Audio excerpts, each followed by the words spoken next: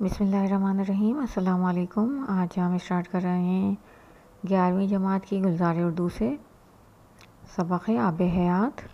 اس کے مشقی سوالات، مصنف کا تعارف، خلاصہ، مرکزی خیال اور اقتباسات کی تشریح وغیرہ کریں گے۔ پہلے ایک نظر سبق پر ڈالیں۔ آب حیات سندھی میں لکھا گیا ہے، غلام ربانی آگرو نے لکھا ہے اور ہم نے اس کا ترجمہ پڑھا ہے۔ اچھا خاصا بڑا سبق ہے۔ یہ جو مصنف نے جو لکھا ہے اس میں جو کریٹ کہانی سننے اور ایک بیان کرنے والا، تو جو شخص تھا کشتی میں سواری کے لیے نہانے کے غرض سے دریا کے کنارے پہنچا اور کشتی والے سے اس نے پیسے طے کیے دوسرے کنارے پہ جانے کے لیے، اور پھر دریا میں اس کو بہت زیادہ پانی دے کر، اس سیزن میں جب پانی کم ہوتا ہے، بارش کا موسم نہیں ہوتا، اس موسم میں بھی اسے پانی دیکھ کر اس کو حیرانی ہوئی کہ اس میں اچھا خاصا پانی ہے۔ تو سیاح نے اسے بتایا، ملاح نے بتایا کہ یہ نام کی برکت ہے، اور شہزادہ مہران نام کا ایک شہزادہ تھا، اس جیسا نیک اور خوبصورت اور عقلمند کوئی نہیں تھا، لیکن بچپن میں بہت ضدی تھا، اور ایک دفعہ شکار کے لیے گیا جہاں اس نے ہرن کو مارا، تیر چلایا اور اس کے ذبح کرنے کے لیے گیا، تو اس کی آنکھیں دیکھ کے وہ خوف میں پڑ گیا۔ اسے لگا جیسے ہرن کہہ رہا ہے کہ اب میں بھی مرا ہوں تو اب تمہاری بھی باری آئے گی، ایک دن تمہیں بھی مرنا ہے۔ اس کا خوف دیکھ کے اس کے دوست نے جو وزیر زادہ تھا اسے کہانی سنائی، جو اسے اس کے والد نے سنائی تھی، کہ جس پہاڑ پہ یہ بیٹھے ہیں اسی جگہ کسی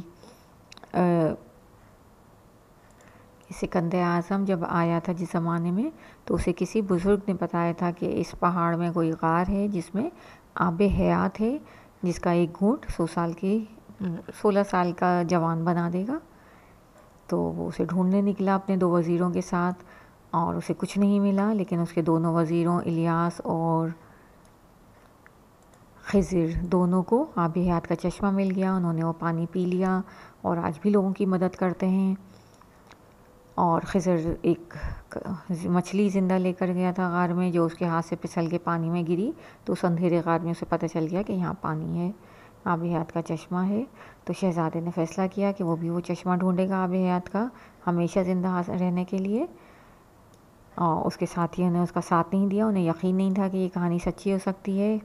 شہزادہ جب نکلا تلاش میں تو اسے پہاڑ کے اندر غار بھی مل گیا اور آب حیات کا چشمہ بھی، لیکن وہاں اسے وہی مچھلی ملی جو خضر کے ہاتھ سے چھوٹ کے گری تھی اور آج تک زندہ تھی۔ اس نے شہزادے کو منع کیا کہ یہ پانی نہ پیو، کیونکہ اگر تم نیک ہو تو یہ تو تمہیں 16 سال کا جوان بھی بنا سکتا ہے اور اچھی زندگی بھی دے سکتا ہے، لیکن اگر تمہارے اندر برائی ہے، بدی ہے، تو یہ پانی تمہیں 100 سال کے بوڑھے کی طرح بنا دے گا اور تمہاری زندگی ایک عذاب کی طرح بن جائے گی، اور 100 برس کے بڑھاپے کا دائمی عذاب مل جائے گا۔ اور اس نے مچھلی نے شہزادے کو نصیحت کی کہ شہزادے تمہیں یہ زیب نہیں دیتا، بلکہ کسی بھی حکمران کو یہ زیب نہیں دیتا کہ وہ خود تو ایسا پانی پیے اور ہمیشہ کی زندگی حاصل کرے، جبکہ اس کی رعایا جو ہو وہ مصیبتوں میں پس رہی ہو۔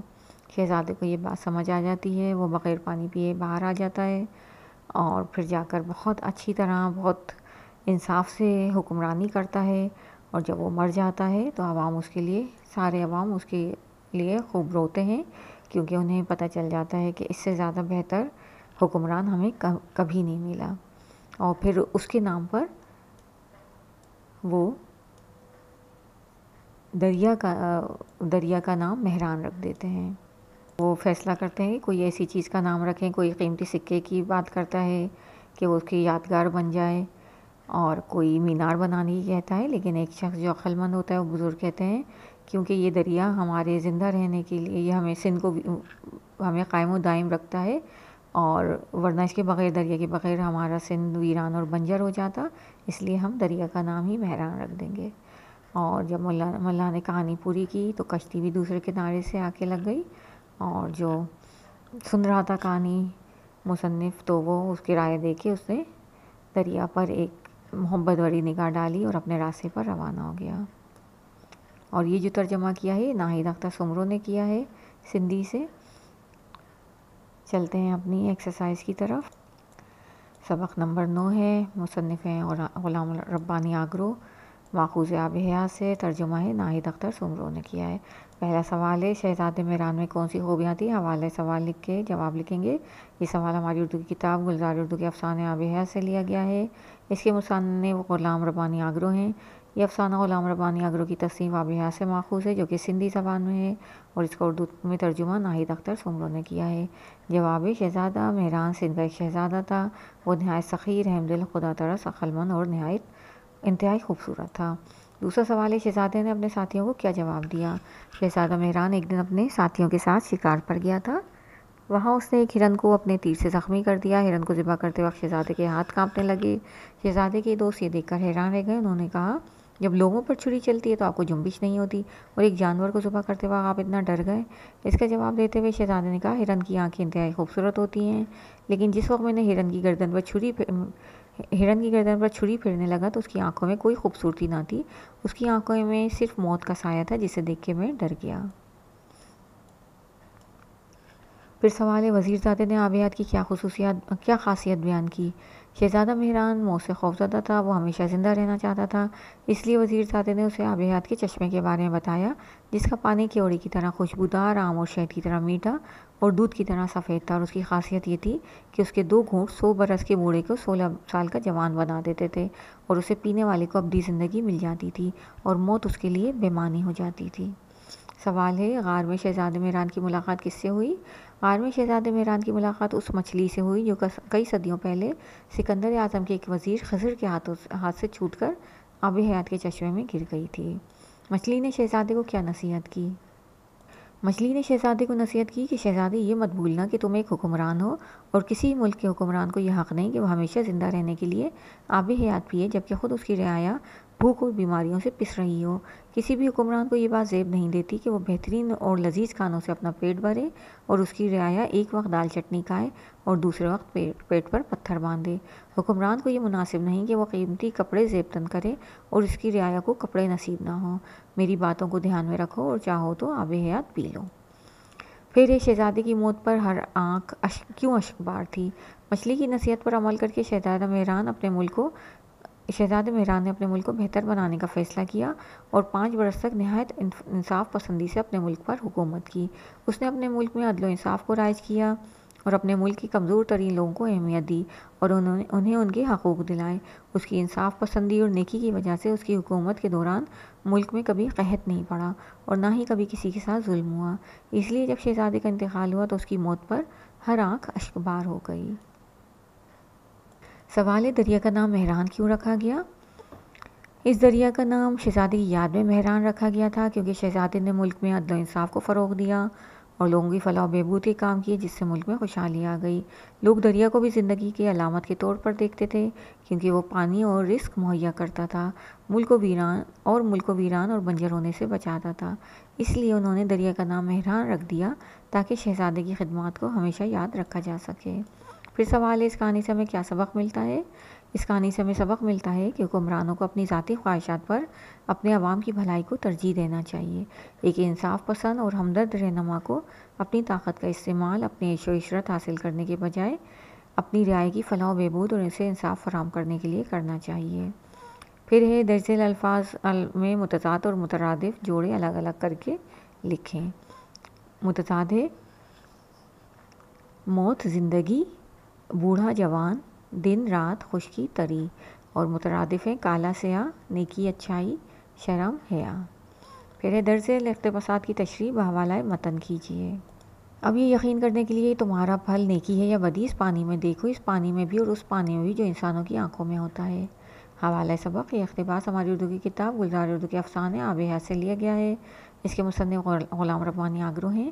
یہ افسانہ غلام ربانی آگرو کی تصنیف آب حیات سے ماخوذ ہے، جو کہ سندھی زبان میں ہے، اور اس کا اردو ترجمہ ناہید اختر سمرو نے کیا ہے۔ تشریح ہے، اس اقتباس میں مصنف شہزادے مہران اور مچھلی کے درمیان ہونے والی بات چیت بیان کرتے ہیں کہ جب شہزادے کو آب حیات کا چشمہ مل گیا اور اس نے چشمے سے پانی پینا چاہا تو مچھلی نے شہزادے کو پانی پینے سے منع کیا اور کہا کہ اگر تم ایک نیک انسان ہو تو یہ پانی تمہیں ہمیشہ چمکنے والے تارے کی زندگی عطا کرے گا، اور اگر تم ایک برے انسان ہو تو اس پانی کا ایک قطرہ تمہیں 100 برس کی زندگی کا دائمی عذاب بھی دے سکتا ہے۔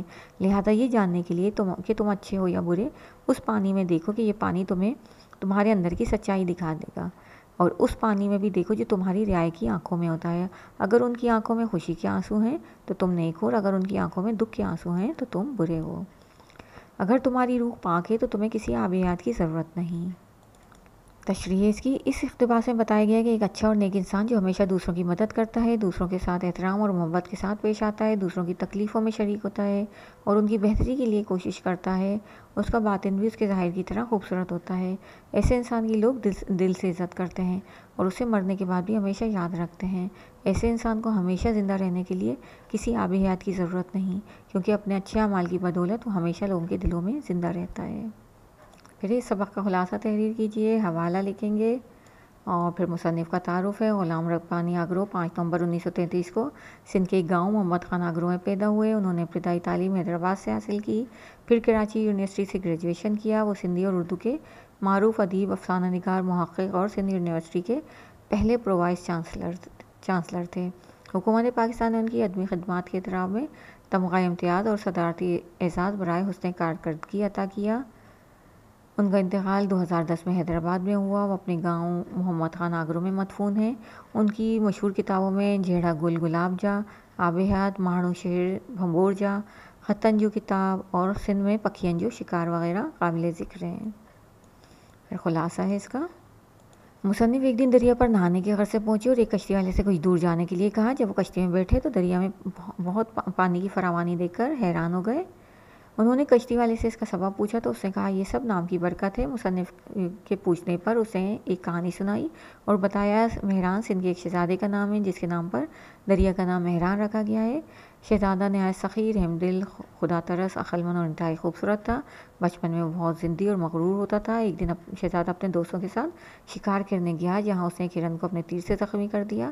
ہرن کو ذبح کرتے وقت اس کے ہاتھ کانپ گئے۔ اس کے دوستوں نے اس کی وجہ پوچھی تو شہزادہ نے کہا ہرن کی آنکھوں میں مجھے موت کا سایہ نظر آیا، جسے دیکھ کے میں ڈر گیا۔ شہزادے کو موت سے خوفزدہ دیکھ کر وزیر زادے نے اسے بتایا کہ میرے والد نے مجھے بتایا ہے کہ جب سکندر بادشاہ اس ملک میں آیا تو اسے ایک جوگی نے بتایا کہ جس پہاڑ پر ہم بیٹھے ہیں اس میں غار ہے اور اس میں ایک چشمہ ہے جس کا پانی پینے والے کو ابدی زندگی دے دیتا ہے۔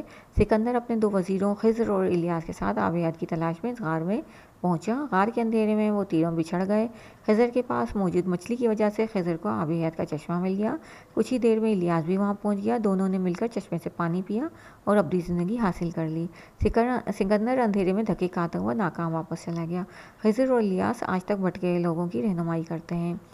وزیر زادے کی کہانی سن کے شہزادہ اپنا نصیب آزمانے کے لیے اٹھ کھڑا ہوا۔ اس کے دوستوں نے اسے روکنے کی کوشش کی لیکن شہزادے نے ایک نہ سنی۔ جلدی شہزادے کو غار مل گیا۔ غار کے اندر اسے کچھ ہی دیر میں آب حیات کا چشمہ بھی نظر آ گیا جس میں سے ایک مچھلی منہ نکال کر اس کی طرف دیکھ رہی تھی۔ مچھلی نے اسے بتایا کہ وہ کئی صدیوں پہلے سکندر اعظم کے ایک وزیر خضر کے ہاتھ سے چھوٹ کر اس آب حیات کے چشمے میں گر گئی تھی۔ مچھلی نے شہزادے کو آب حیات پینے سے منع کیا اور یہ کہا یہ پانی تمہیں ہمیشہ کے لیے موت کے ذائقے سے محروم کر دے گا۔ اگر تم ایک نیک انسان ہو تو یہ پانی تمہیں ہمیشہ چمکنے والے تارے کی زندگی عطا کرے گا، اور اگر تم ایک برے انسان ہو تو اس کا ایک قطرہ تمہیں 100 برس کے بوڑھے کا دائمی عذاب بھی دے دے گا۔ مچھلی نے کہا اگر تمہاری روح پاک ہے اور تم اچھے کام کرتے ہو تو تمہیں آب حیات کی ضرورت نہیں، تمہاری اچھائیوں کی وجہ سے ہی تمہارا نام امر ہو سکتا ہے۔ مچھلی نے شہزادے کو نصیحت کی کہ تم ایک حکمران ہو اور کسی ملک کے حکمران کو یہ حق نہیں کہ وہ عیش و عشرت میں زندگی گزارے اور اس کی رعایا دکھ اور تکلیفیں جھیلے۔ میری باتوں کو دھیان میں رکھو اور چاہو تو آب حیات پی لو۔ مچھلی کی بات سن کر شہزادہ شرمندہ ہو گیا اور بغیر آب حیات پیے غار سے نکل آیا اور محل کی طرف روانہ ہو گیا۔ مچھلی کی نصیحت پر عمل کر کے شہزادے نے 5 برس تک نہایت انصاف پسندی سے اپنے ملک پر حکومت کی۔ اس کی انصاف پسندی اور نیکی کی وجہ سے اس کی حکومت کے دوران ملک میں کبھی قحط نہیں پڑا اور نہ ہی کبھی کسی کے ساتھ ظلم ہوا۔ اس لیے جب شہزادے کا انتقال ہوا تو اس کی موت پر ہر آنکھ اشکبار ہو گئی۔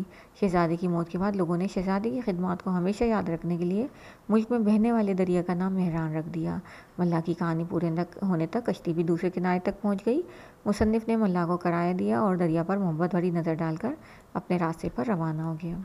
مرکزی خیال ہے اس کا، ایک اچھے انسان کو ابدی زندگی حاصل کرنے کے لیے آب حیات پینے کی ضرورت نہیں، کیونکہ وہ لوگوں سے نیکی، اچھا سلوک اور اچھے کام کر کے ان کے دلوں میں ہمیشہ زندہ رہ سکتا ہے۔ زندگی میں سب سے اہم چیز انسان کا طرز عمل اور اس کا مثبت کردار ہے، جو اسے لوگوں کے دلوں میں اس کی موت کے بعد بھی امر بنا دیتا ہے۔ جبکہ ایک برا انسان چاہے وہ ابدی زندگی بھی حاصل کر لے، ہمیشہ برائی اور گناہ ہی سمیٹتا ہے اور کبھی لوگوں کے دلوں میں جگہ نہیں بنا پاتا۔ پرہ ذیل کے الفاظ اور محاوروں کو اپنے جملوں میں استعمال کیجیے۔ ہوا سے باتیں کرنا، بہت تیز رفتار ہونا۔ گھوڑا اتنا تیز دوڑا کہ چند ہی لمحوں میں ہوا سے باتیں کرنے لگا۔ اماوس، قمری مہینے کی آخری رات جو بہت اندھیری ہوتی ہے، گاؤں والے ڈر کے مارے اماوس کی رات کو گھر سے باہر نہیں نکلتے۔ ڈھیر ہونا، تھک کر گر جانا یا مر جانا۔ لمبا سفر طے کر کے گھر پہنچنے کے بعد راشد بستر پر ڈھیر ہو گیا۔ حلال کرنا، شریعت کے مطابق ذبح کرنا، جانوروں کو سنت کے مطابق حلال کرنا چاہیے۔ ٹکا بوٹی کرنا، ٹکڑے ٹکڑے کرنا۔ لوگ ڈاکو کی ٹکا بوٹی کرنا چاہتے لیکن پولیس نے اسے بچا لیا۔ پھر ہے سوال نمبر 2، درست جواب پر صحیح کا نشان لگانا ہے۔ انسان کے ہاتھ میں ہے تدبیر۔ آب حیات پینے سے مل جاتی ہے ابدی حیات، یعنی ہمیشہ کی زندگی۔ شہزادے مہران کے نام سے منسوب کیا گیا دریا، دریائے سندھ کو دریا مہران بھی کہا جاتا ہے۔ اور شہزادے نے ہمیشہ کی زندگی پائی لوگوں کی خدمت کر کے۔ انسان کی روح کا آئینہ ہوتی ہے اس کی آنکھ۔ یہ تھا ہمارا سبق نمبر 9، آب حیات۔ امید ہے سمجھ آ گیا ہوگا آپ کو۔ ویڈیو پسند آئے تو لائک کریں، شیئر کریں اور چینل کو سبسکرائب کریں۔ Thank you for watching. اللہ حافظ۔